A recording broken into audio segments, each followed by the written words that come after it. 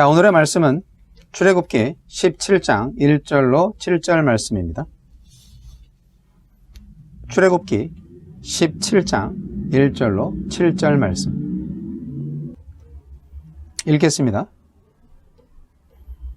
이스라엘 자손의 온 회중이 여호와의 명령대로 신 광야에서 떠나 그 노정대로 행하여 르비딤에 장막을 쳤으나 백성이 마실 물이 없는지라. 백성이 모세와 다투어 이르되 우리에게 물을 주어 마시게 하라. 모세가 그들에게 이르되 너희가 어찌하여 나와 다투느냐? 너희가 어찌하여 여호와를 시험하느냐?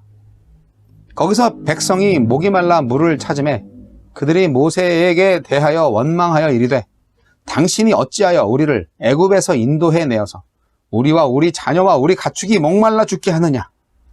모세가 여호와께 부르짖어 이르되 내가 이 백성에게 어떻게 하리이까? 그들이 조금 있으면 내게 돌을 던지겠나이다. 여호와께서 모세에게 이르시되 백성 앞을 지나서 이스라엘 장로들을 데리고 나일강을 치던 네 지팡이를 손에 잡고 가라. 내가 호렙산에 있는 그 반석 위 거기서 내 앞에 서리니 너는 그 반석을 치라. 그것에서 물이 나오리니 백성이 마시리라. 모세가 이스라엘 장로들의 목전에서 그대로 행하니라. 그가 그곳 이름을 마사 또는 무리바라 불렀으니 이는 이스라엘 자손이 다투었으며 또는 그들이 여호와를 시험하여 이르기를 여호와께서 우리 중에 계신가 안 계신가 하였음이더라. 아멘.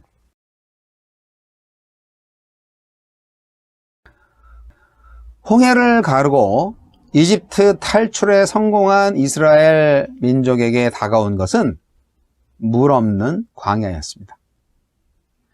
길고 긴 광야를 통과해야 하는 여행자한테 마실 물이 없다는 것은 곧 죽음을 의미합니다. 르비딤에 이르러서 200만 명이나 되는 피난민과 같은 사람들이 아우성을 칩니다. 물 달라고요. 누구한테요? 모세한테 싸움을 걸어옵니다. 이스라엘 민족은 이미 얼마 전에 마라에서 쓴 물을 단물로 바꾸는 기적을 보았습니다. 그럼에도 불구하고 지금 또 물이 없다고 모세를 원망하고 있습니다. 위협까지 합니다. 날마다 기적처럼 만나를 받아 먹는 중에도 이스라엘은 물이 떨어지니까 즉시 돌팔매질까지 하려고 하면서 모세와 싸움박질을 합니다. 그런데 그것은 모세의 하나님 여호와를 향한 돌팔매질이었습니다. 하나님은 우리가 필요할 때만 즉각 와서 시중을 드는 그런 종과 같은 존재인가요? 언제든 내 뜻을 거스르면 그분을 향해서 돌팔매질을 할 수 있는 건가요? 모세는 하나님께 기도했습니다. 조금 있으면 백성들이 자기한테 돌 던질 것 같다고 어떻게 하면 좋겠냐고 그렇게 하소연을 합니다. 하나님은 답변하십니다. 나일강을 치던 그 지팡이로 호렙산 반석을 쳐서 물을 내라. 네, 그 지팡이는 매우 상징적인 것입니다. 하나님은 이집트 백성에게 생명의 물줄기였던 나일강을 모세의 지팡이를 통해서 마실 수 없는 핏물로 만들어 버리신 적이 있습니다. 그것은 하나님께서 사람의 생명에 필수적인 식수를 통제하신다는 것을 보여주시는 거죠. 이제 하나님은 나일강을 핏물로 만들었던 그 지팡이를 사용하셔서 아무런 물줄기도 볼 수 없는 광야에서 백성들이 먹을 물이 솟구치게 하십니다. 날마다 음식이 있고 물이 있고 숨쉬고 살고 있는 일상이 전혀 당연하지 않고 이 일상이야말로 하나님의 은혜의 연속이고 기적의 연속임을 우리는 알아야 합니다. 인정해야 합니다. 그래야 비로소 믿음의 걸음이 시작되는 것입니다. 출애굽 이야기는 신앙의 길에서 걸음을 시작한 우리들에게 정말 많은 교훈을 줍니다. 성도에게 광야는 어떤 곳입니까? 이 세상은 급속한 물질 문명의 발달로 말미암아 정말 풍요롭고 윤택한 생활 환경이 조성되었습니다만 여전히 외로움과 두려움이 느껴지는 황량한 광야 같고 또 갈증으로 인해 죽어갈 수밖에 없는 그런 사막과도 같습니다. 우리는 지금 무지갯빛 같은 현실에 거하고 있는 게 아니라 좌절과 실망, 실패, 참담한 환경이 널려 있는 것 같은 그런 광야 같은 세상을 살아가고 있는 것이 아닌가 생각합니다. 그러나 이러한 절박한 상황 가운데에서도 우리가 희망을 갖는 것은요, 바로 그 광야야말로 하나님을 만날 수 있는 가장 적절한 장소이다 하는 것입니다. 실로 이스라엘은 죽음이 상존하는 광야의 땅에서 홍해가 갈라지고 구름기둥과 불기둥이 세워지고 만나와 메추라기 등으로 역사하시는 하나님을 만날 수 있었습니다. 사랑하는 성도 여러분, 좌절과 실망이 있고 괴로움과 고뇌가 있고 갈증으로 시달리는 광야 같은 세상에서 자꾸 누군가를 원망하면서 계속 시간을 허비하시겠습니까? 그러지 말고 오직 하나님을 찾으시기 바랍니다. 갈증을 호소했던 이스라엘 백성 중에는 하나님을 찾는 자가 아무도 없었어요. 오직 모세만이 하나님을 찾았습니다. 그리고 하나님께서 말씀하신 대로 호렙산 반석을 쳐서 물을 솟게 하셨죠. 바울 사도는 이 사건을 언급하면서 바로 그 반석이 생수의 근원이신 그리스도라, 그렇게 고린도전서 10장 1절에서 4절까지의 말씀에서 언급합니다. 실로 그리스도가 주는 물은 모든 사람들을 만족시키는 샘물이고 다시는 목마르지 않는 물입니다. 아멘. 우리가 잘 알고 있듯이 히브리인 중에 히브리인이요, 율법으로는 부족함이 없는 바울이었지만 명예와 권력으로는 갈증을 해결할 수 없었습니다. 그러나 그가 예수를 만난 다음에는 모든 욕망을 다 배설물로 여겼고요, 인생의 목마름을 완전히 해결할 수 있었습니다. 성도 여러분, 만약 우리가 아무리 큰 부자가 된다 할지라도, 아무리 큰 권력을 가진다 할지라도, 어떤 찬란한 명예를 가진다 할지라도 그리스도가 없으면 우리의 타는 목마름은 결코 해결할 수 없습니다. 갈증에 시달린 백성들은 지금까지 인도하신 하나님을 찾기보다는 물을 찾기에 급급했고요, 급기야 모세를 원망했습니다. 이것은 어떤 면에서 하나님을 기억하지 않고 물질만을 추구하며 그렇게 사는 현대인들의 모습과 비슷합니다. 사람들은 광야 같은 세상에서 영원한 만족을 얻지 못한 채 각종 갈증에 허덕이고 있습니다.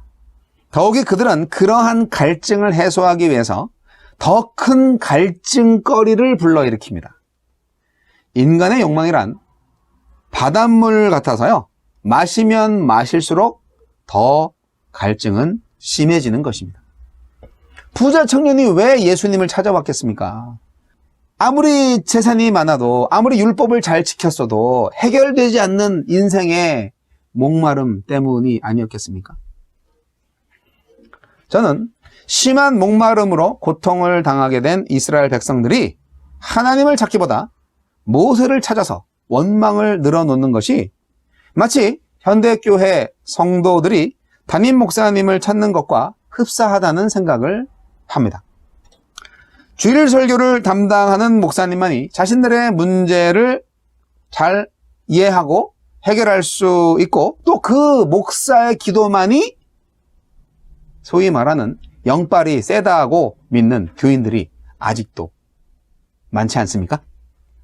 교인들의 이러한 사고방식은 담임 목사를 정말 피곤하게 만들고요. 목회 능력을 고갈시키는 원인이 됩니다. 담임 목사님만이 나를 상담할 수 있어. 내 자식 결혼 주례는 반드시 담임 목사님이 해주셔야 돼. 그렇게 교인들은 생각합니다. 이런 교인들을요, 슈퍼스타 목회자 신드롬에 걸린 환자들이다. 저는 그렇게 봅니다. 그건 중병이에요. 반드시 치료하셔야 됩니다. 모세가 어떤 사람입니까? 지팡이 하나로 홍해를 가른 사람입니다. 모세가 시내산에 올라갔을 때 이스라엘 백성들은 모세의 공백이 두려워서 금송아지를 만들었습니다. 보이지 않는 하나님보다 보이는 모세를 의지하기가 더 쉽습니다. 그래서 모세는 위험한 존재입니다. 그러나 더 위험한 것은 이스라엘 백성들입니다. 하나님의 통치의 패턴을 따르지 않고 능력자 모세를 숭배하려는 마음이 백성들의 마음이었기 때문입니다. 얼마 전에 여의도 순복음교회 원로 목사님 조용기 목사님이 소천하셨다는 소식을 들었습니다. 70만 성도의 단일교회로서는 세계 최대의 교회를 세운 목사님이시죠. 그분의 돌아가심은 한 가지 진리를 말해줍니다. 조용기 목사님도 불멸은 아니었다는 것입니다. 인생이란 원래 맨손으로 왔다가 빈손으로 가는 겁니다. 돈, 권력, 명예, 그게 다 무슨 소용입니까? 천국에서 하나님과 영원히 살 때 그게 과연 무슨 이득이 있을까요? 우리가 이 세상에서 아직 살아야 하고 우리에게 돈과 권력과 명예가 주어진다면, 만약 그렇다면 그 이유는 오직 하나, 이 세상에 하나님을 드러내기 위한 것입니다. 다른 이유는 없습니다. 주님이 주신 힘으로 우리는 선한 능력자가 되어야 하는 것입니다. 사랑하는 성도 여러분, 우리가 광야의 길을 걷다 보면 슬픔과 원망과 탄식이 터지는 순간이 있고 또 승리와 기쁨을 누릴 때도 있습니다. 험난한 인생 여정에서 우리가 승리하기 위해서 필요한 것은 무엇입니까? 물 없는 광야에서 어떻게 살아남을 수 있겠습니까? 바로 생수의 근원이신 예수 그리스도를 소유하는 것입니다. 영생의 샘이 되신 예수님을 찾으세요. 예수님을 찬양하십시오. 우리의 목마름을 채우실 예수님을 경배합니다. 선한 능력으로 일어서리라 찬양하시기 바랍니다. 하나님이 우리를 광야로 인도하시고 믿음으로 선한 교회가 되라 하십니다. 선교적 교회가 되라 하십니다. 기도하시겠습니다. 하나님 아버지, 하나님을 만나기에 가장 최적의 장소인 광야로 우리를 인도하심을 감사드립니다. 광야에서 만나와 메추라기를 먹이시면서 또한 물도 마시게 하시면서 하나님의 통치를 배우게 하심을 감사합니다.